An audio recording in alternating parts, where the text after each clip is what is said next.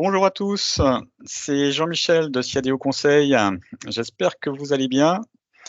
On se retrouve aujourd'hui, toujours dans la série de la dématérialisation des factures d'achat avec Use et Cedge100, pour une nouvelle présentation dédiée cette fois-ci au rapprochement entre les factures dématérialisées dans Use et la gestion des commandes, donc ce qu'on appelle la gestion commerciale, Cedge100, et en particulier les bons de livraison qu'on va traiter dans Cedge100 gestion commerciale. Donc on va voir tout de suite comment on peut automatiser le traitement de ces factures de façon à pouvoir rapprocher les multiples bons de livraison qui peuvent être attachés à une facture, et comment transformer cette facture directement dans la gestion commerciale Cedge100. Alors, je vais partager mon écran pour vous montrer déjà que dans Use, j'ai reçu une facture sur commande, pour mon fournisseur Eclador. Facture de 963 € TTC, taux de complétude 100 %, c'est-à-dire que Use a bien reconnu l'ensemble des informations qui sont portées par la facture.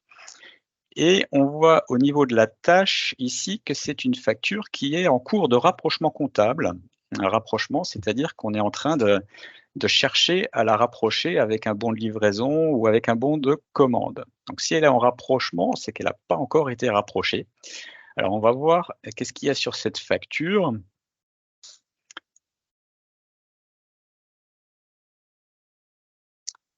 Donc on est sur l'organisation Bijou SA, bien évidemment, notre base de démo.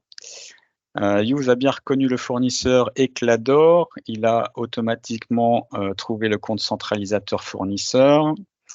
Il a trouvé la date de facture sur le document ici. Il a trouvé le numéro de facture ici. Il a bien trouvé le montant TTC à régler, le montant de taxe 160,50 € et le montant net hors taxe de 802,50 €. Donc on a cette facture qui porte sur la commande SIAD BC110 pour laquelle on est censé avoir reçu 2 bons de livraison, ECL BL 230014 et ECL BL 230015. Alors, on va regarder dans notre GESCO où on en est. Alors j'ai bien ici un bon de commande ici, référence SIAD BC110. Mais il a été envoyé, mais pas encore réceptionné. Et oui, on est un petit peu en retard au niveau de la logistique. On n'a pas encore saisi les bons de livraison. Alors, on va le faire tout de suite pour pouvoir avancer dans le traitement de la facture côté Use. Alors, c'était un bon de commande qui portait sur 10 pièces de montre en or 004 et 10 pièces de montre en or 005 pour un total de 1 782 €. Donc on va transformer cette commande en 2 bons de livraison puisque le fournisseur a livré en 2 fois. Et d'ailleurs, il n'a pas livré 10 pièces au total, il en a livré 2 plus 3, c'est-à-dire il a livré que 5 pièces. Alors, on va faire un premier bon de livraison pour ECL BL 23004 qui était notre premier bon de livraison qu'on a trouvé sur la facture, là, ECL BL 230014.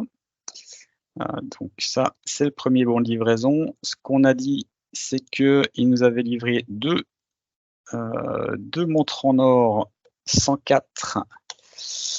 Alors, on va modifier ça tout de suite. Et sur la 105,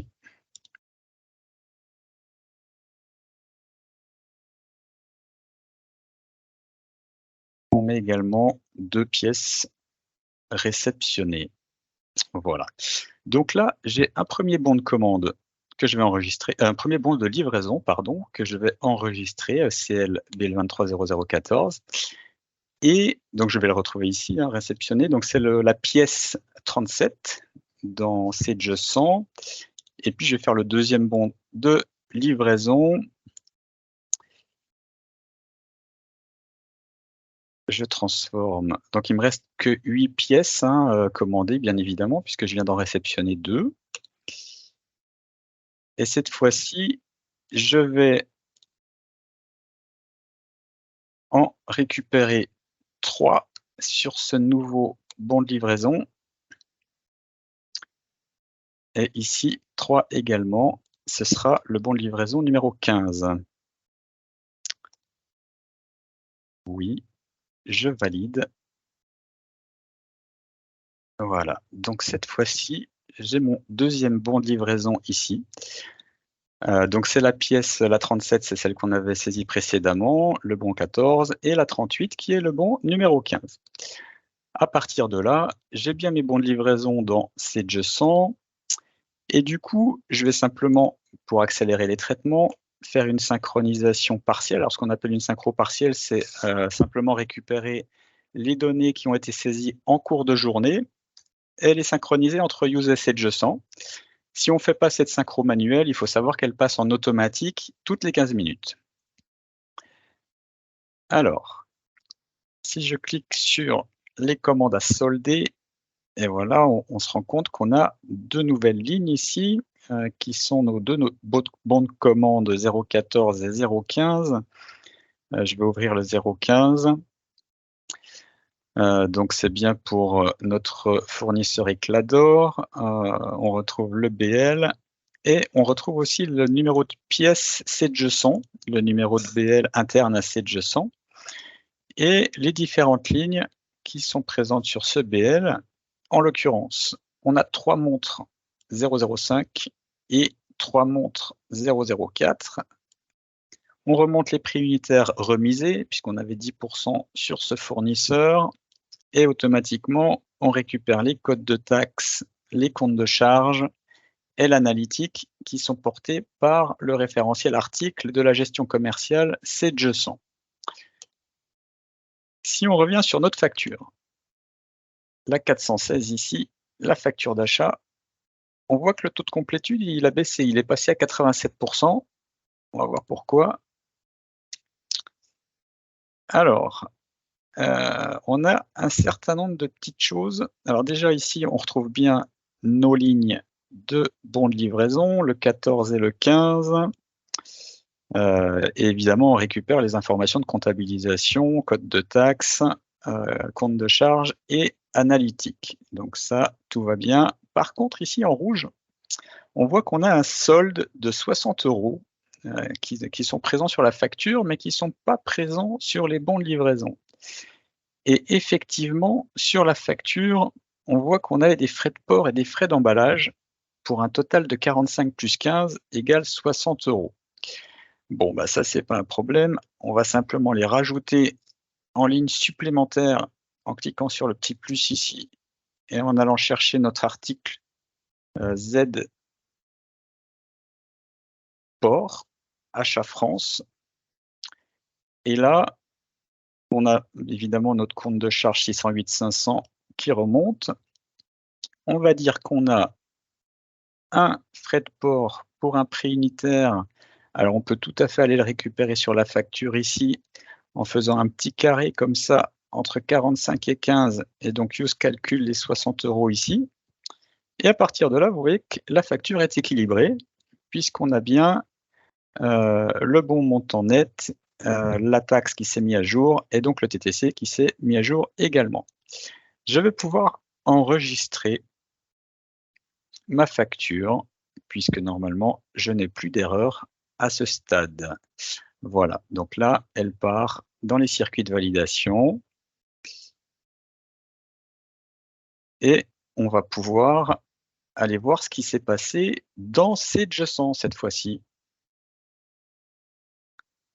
Alors, je vais relancer une synchronisation comme j'avais fait tout à l'heure pour accélérer les traitements. Comme je vous l'avais dit, les traitements de synchronisation tournent toutes les 15 minutes, mais on peut tout à fait les déclencher manuellement pour accélérer un petit peu les choses. Alors, au niveau des factures, on se rend compte qu'on a une nouvelle facture qui vient d'arriver, qui porte le numéro use 416 et la référence ECLFA 2310-254, qui est le numéro de facture qui a été lu par use, ainsi que la date de facture qui était présente sur la pièce. On ouvre cette facture, on retrouve bien nos lignes de BL avec les quantités et les tarifs remisés, 49,50 € et 99 sur chacune des lignes et bien sûr notre ligne supplémentaire de port et de frais pour 60 €. Au niveau de l'historique de la facture, on voit bien qu'on a rapproché 2 BL, le 37 et le 38, et qui ont permis de faire une et unique facture en gestion commerciale. Ensuite, on a la possibilité directement ici d'aller consulter la facture use. Donc on retrouve notre facture éclat d'or ici avec nos 963 € et puis les lignes de rapprochement ici. Voilà, donc là, cet exemple qu'on a fait, on avait créé d'abord la facture dans Use et ensuite les bons de livraison dans 7G100. Évidemment, ça marche encore mieux si on fait dans l'autre sens, c'est-à-dire qu'on commence par faire les bons de livraison dans 7G100 et on reçoit ensuite la facture dans Use. À ce moment-là, les bons de livraison sont immédiatement rapprochés de la facture quand elle arrive dans Use, en fait, hein. Donc, c'est encore plus simple dans l'autre sens. Il faut savoir qu'on a la possibilité de gérer les écarts de prix et de quantité dans Use. Et tout ça, je vous le présenterai dans une future vidéo. J'espère que ça vous a été utile. N'hésitez pas à nous contacter directement sur notre site siadeo.fr. Nous serons ravis de répondre à toutes vos questions. Bye bye.